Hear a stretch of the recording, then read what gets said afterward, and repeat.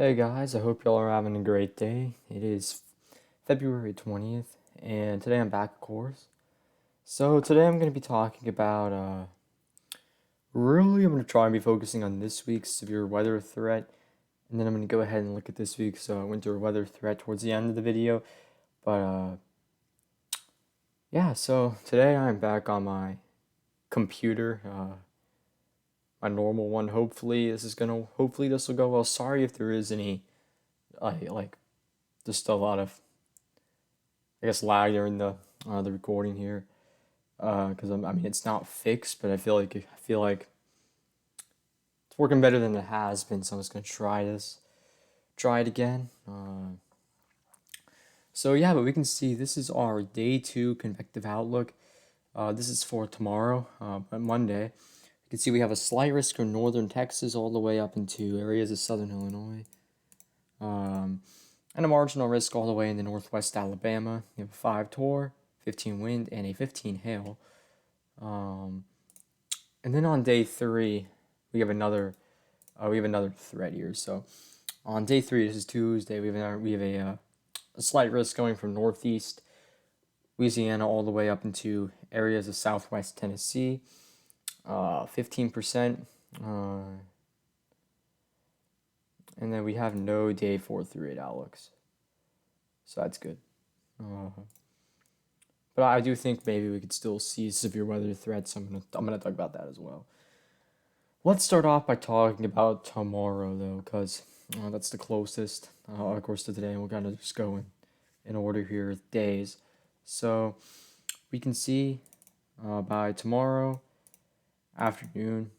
I mean, not a whole lot going on in the slight risk area. If we go back to our slight risk and you can see where it's located there, and yeah, we can see how it's kind of. I don't really know what kind of boundary we could say it's kind of along, but it just kind of extends generally in this area.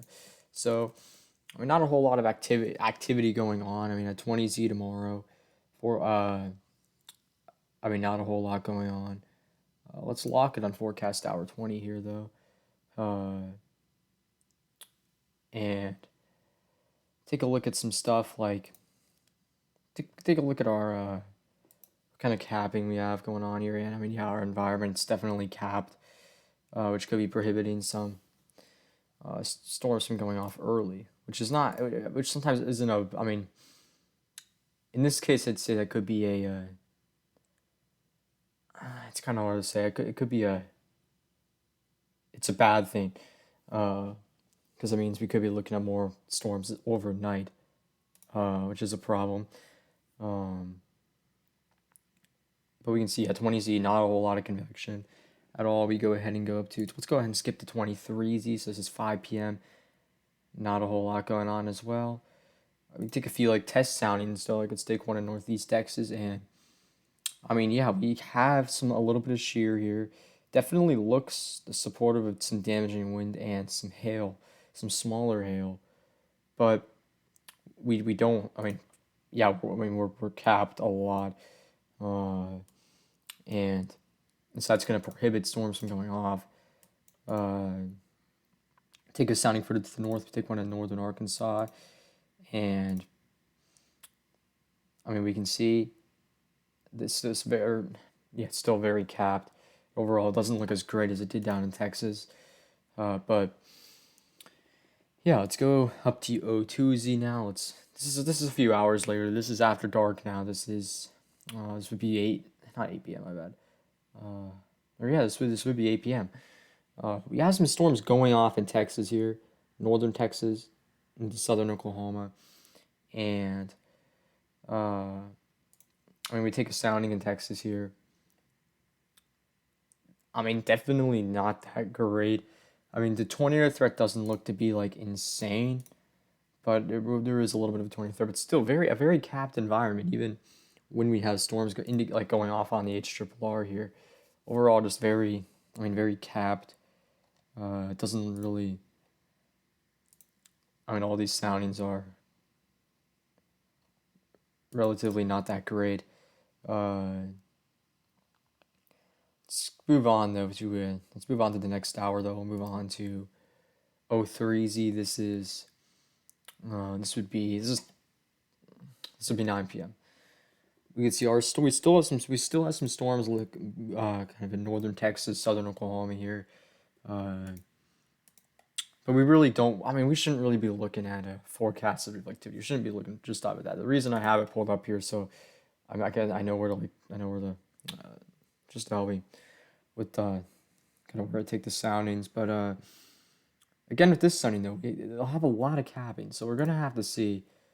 Uh, I mean, if storms can what they can do with the capping that the NAM or the HRRR indicates. We go to another model like the NAM3 though for the same time. We also have some storms a little bit further west though.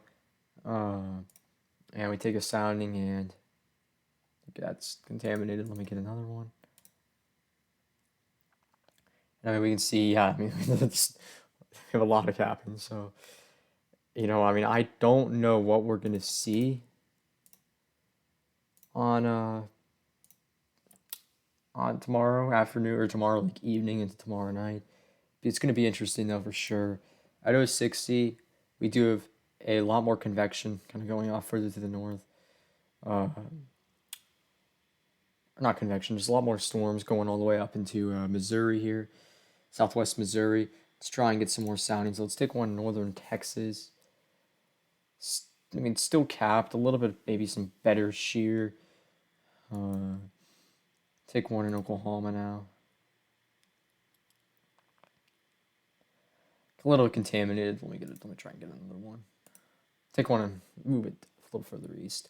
Okay, here we go. So, yeah, still calving. I mean, a little bit less instability, and Shoto doesn't look that great, but definitely probably like a small, like 20% chance of an isolated tornado in that area,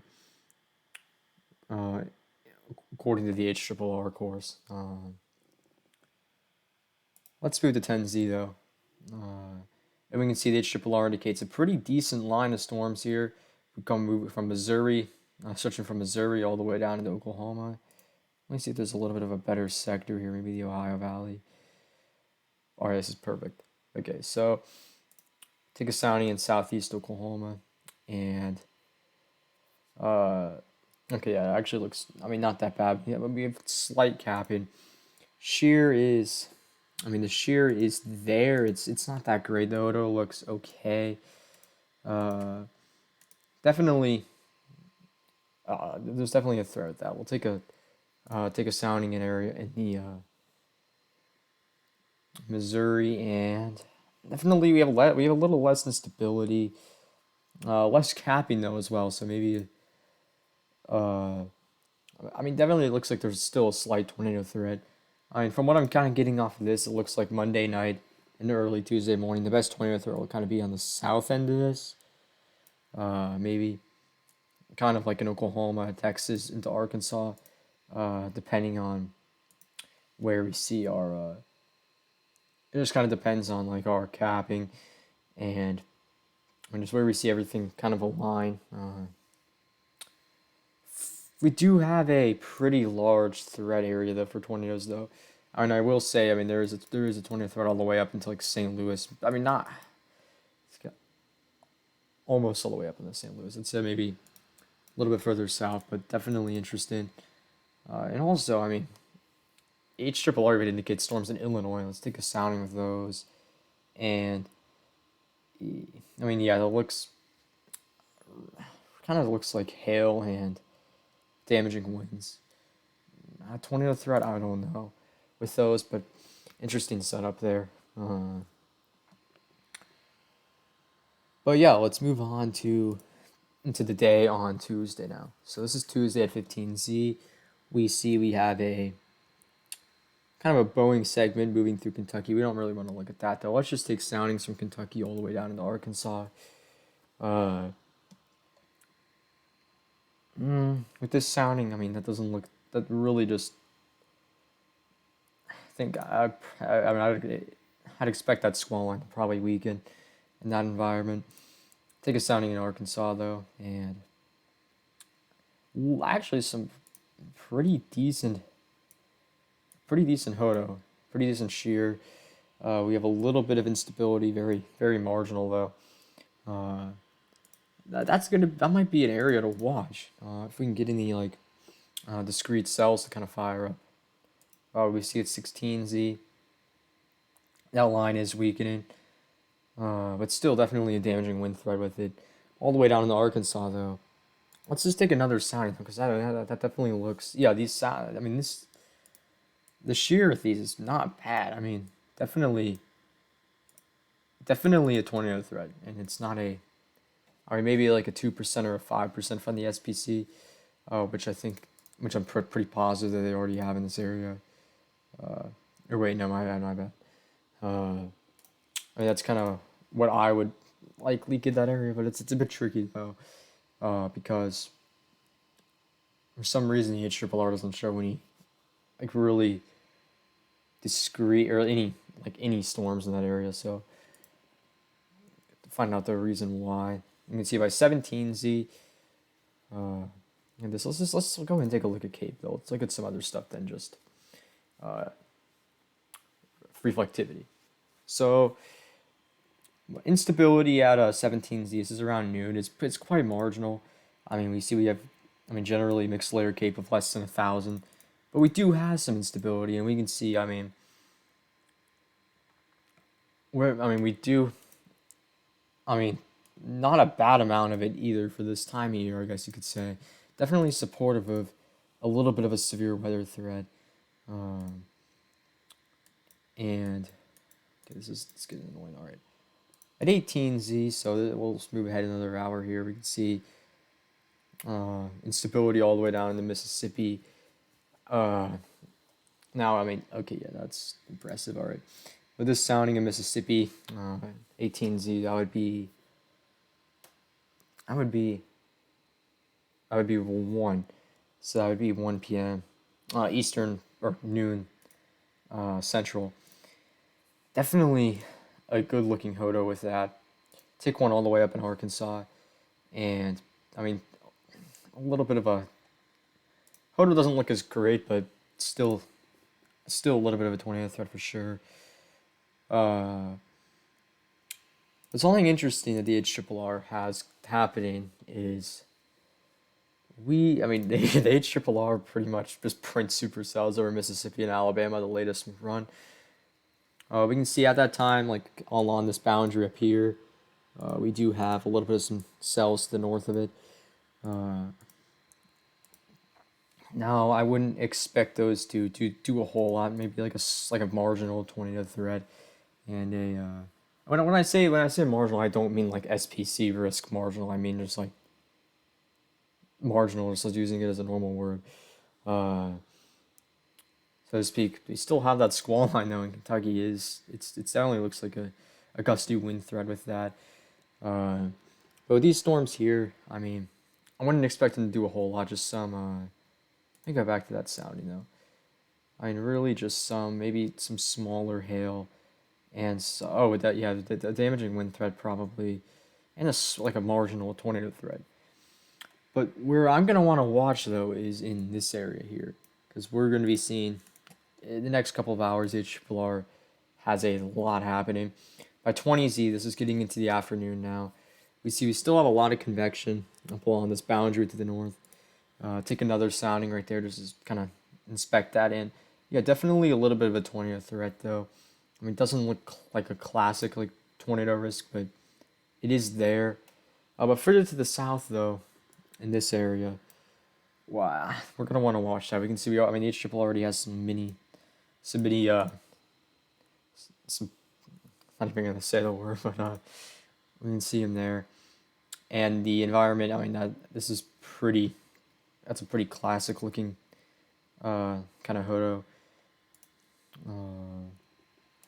Take a sounding further to the west in Mississippi, and I mean, still, yeah, shear is a little worse over there, but definitely a severe weather threat, as well as a little bit of a tornado threat at this time. We go later though. We move on to getting kind of closer to the evening. Still has storms along that boundary way up in Kentucky now, and definitely is still a tornado threat with those. like maybe even a flash flood, a flood threat with this as well. Uh, and yeah, that's, I don't even know why I looked at that. Let me, oh, sorry, I have something in my throat there. Take a sounding down in Arkansas, though, where the HRRR indicates some new storms going off along the front. I mean, definitely doesn't look as good as further to the north, but still something to watch. But then, then we see these, uh, which if this actually occurs, I mean, that would be a significant problem. But this is the HRRR. It prints supercells pretty often, so I mean, I wouldn't completely buy this solution until we have other models along with it, which we're gonna take a look at the NAM3. But I mean, definitely that the environment's supportive of tornadoes in that area, all the way up from Mississippi, central Mississippi, up into Tennessee. Definitely supportive. Uh, I'm thinking we're gonna really want to watch will end up being this area. That's kind of my base forecast for this time. Is I'm really thinking that area could be where we want to watch for tornadoes on day 3, which is day 3 is Tuesday, and it kind of matches up with the SPC's risk here. Maybe a little bit kind of on the northern side of it. Maybe for Tuesday's video though, I'll do an actual forecast, just for fun though. Because I mean, still, I would always look at the SPC over my forecast all the time. But I might make one just for fun, just to see how it turns out. And I mean, by 7 p.m. here, 7 p.m. I mean, yeah, this is. I mean, it pretty much speaks for itself. Uh, just yeah, definitely a tornado threat in that area. We're really gonna want to watch this with the HRRR. We go to another model though, like the NAM3. Will it show supercells? No, it shows absolutely nothing going on. So I mean, that's exactly why I'm not completely buying the HRRR solution. Now, yeah. With the NAM3, we really just see kind of a main line of maybe some storms going off in front of it. See in northeast Mississippi here, we have a little bit of a tornado threat overnight on the, or we definitely have an overnight tornado threat on the NAM3 here. But these two models are just completely different from each other. Maybe we can take a look at some of the, like, some of the models I don't normally turn to. Let's just take a look at those. So they should all go out far enough, yeah. So this is the, this is called the HRW, I'll just, okay, I'm not even going to call it anything, but this model seems to have, it's actually really similar to the HRRR here. Kind of a lot of convection along the boundary up in northern Kentucky, with maybe some supercells going off in that area. Take a look at the NSSL, and kind of a main squall line of maybe some storms out in front of it. That doesn't really show it. It doesn't look as good as the HRRR or the HW or HRW. Then the HRW FE3. That okay, like Prince supercells across Mississippi and Alabama. Yeah, so we're really gonna want to watch the this tornado threat on Tuesday as we go over the next couple of days. I'm probably gonna try and do a video tomorrow, even though I don't. I'm probably gonna try and do a video tomorrow just to update all about this. But let's move on now from severe weather. We're still gonna look at it, but not really gonna be looking at it like that. So you can see on the winter side of things, we're gonna be looking at some winter weather and also a lot of wind up in the like Nebraska, Minnesota, Iowa. Gonna be looking at some light snowfall maybe. It's just some light accumulations throughout that area. Nothing like abnormal. Northern Maine though could see a good couple of inches. Maybe if the GFS occurs there. And then Wednesday, where we might want to watch for severe weather is, I mean, Wednesday doesn't look doesn't really look active on the GFS. We can see we have some Sorry, you can see we have some frozen precip coming into Dallas Fort Worth. Or that would be in the form of freezing rain. Right there at the GFS as the GFS verifies. And we see to the west of town that we have a lot of freezing rain and sleet, but doesn't really. Uh, it's going to be kind of close though for Dallas Fort Worth. Good state of the west, or could be just far enough east that it hits. It affects even Dallas.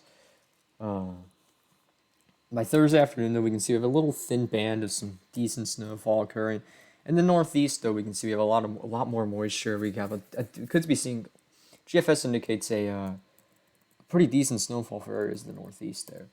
And real quick, we'll take a look at the. Oh wait, real quick. Thursday and Friday, we're gonna want to watch maybe the south and the southeast for some severe weather. I'm not really gonna look at that today though, just to keep the video kind of relatively short. Not short. It's gonna be a long video, but just keep it from being too long. Take a look at this total accumulated snowfall here, and yeah, we can see we do see a good couple of inches, even a foot. Okay, I'm confused. I don't. Oh, okay. My bad. Okay, I know why it's so high. I'm dumb for not noticing that. Okay, so the reason the or not the H report, GFS indicates like a foot of snow in that area is because I'm assuming that it is just extremely cold and the ratios are really high. Let me just see what temperatures are during this time frame in that area. Okay, yep. Yeah, that'd be it. When it snows, when it's like in the single digits, the ratios are definitely very high. But we can see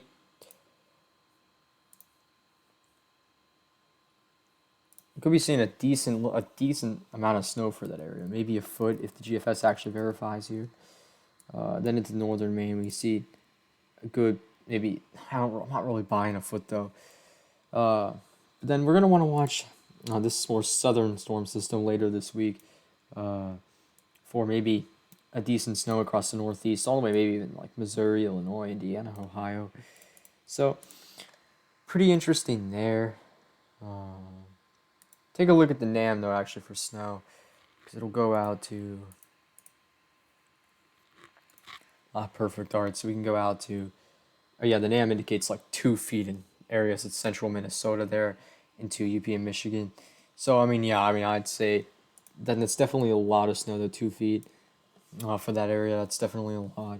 Maybe not for UP and Michigan, but for this area like Minnesota, North Dakota, South Dakota, definitely a lot. You can see the NAM already starts to indicate that snow across Missouri, Illinois, Indiana, kind of that area. So yeah, that'll wrap up this video. I hope y'all enjoyed it, and I will be back likely tomorrow.